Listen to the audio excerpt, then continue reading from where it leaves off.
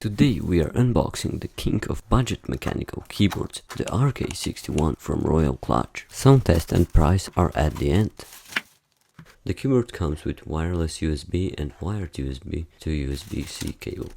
You also get whatever this is, and 4 additional switches.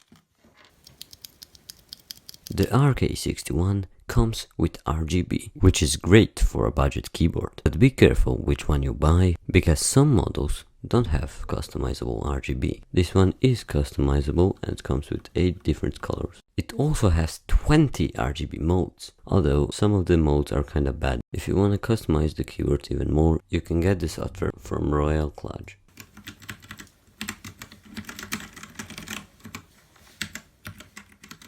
You can get this keyboard with blue, red or brown switches for around $50 as of right now. Link in description.